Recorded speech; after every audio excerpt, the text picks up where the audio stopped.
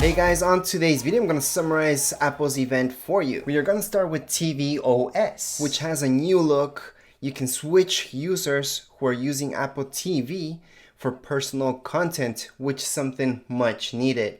And also, you guys get to finally sync Xbox One S and PlayStation controllers to your Apple TV. As you may know, it was pretty hard to play just with the controller. Next up, we got watchOS. So, there's new apps for it. That means a new app store for the watch itself, since those apps are now independent. So not all apps, but a lot of them will be independent now. So that's why they get their own app store now. So you don't need your iPhone right beside your Apple Watch in order for it to work.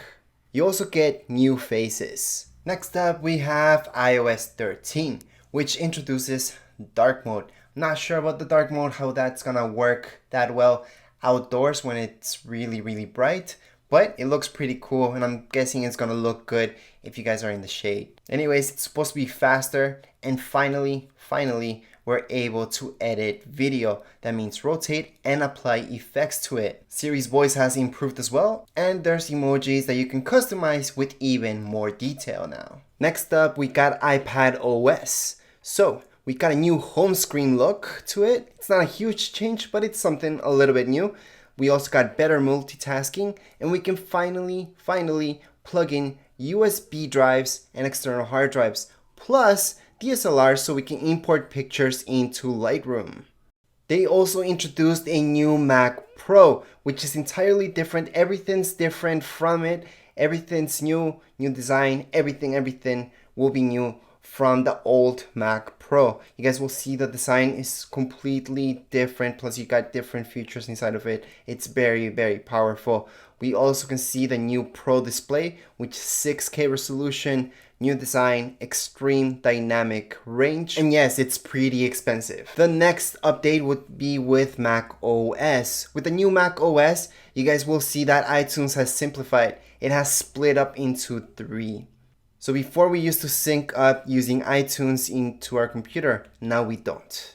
However, finally we get to use our iPad as a secondary display, and that means that we get to use our iPad as a tablet for our MacBook. And yes, I know, we used to be able to do that with certain apps before, but now it's just gonna work. Voice control is something really good that Mac did. Now it's not just for Macs, it's also to control your devices, such as your iPhones, iPads, so now you can control everything just with your voice. And finally, if your Mac or iOS device gets stolen, don't worry about it. Right now they installed so Bluetooth will actually locate it. That means the person who stole it doesn't have to connect up to Wi-Fi in order for you to find your MacBook, but it's always gonna be running. So that Bluetooth thing, it's always gonna be running, so that's why you guys can locate it even if your MacBook is turned off. Since AR has been improved, now Minecraft is one of those games that has adapted AR,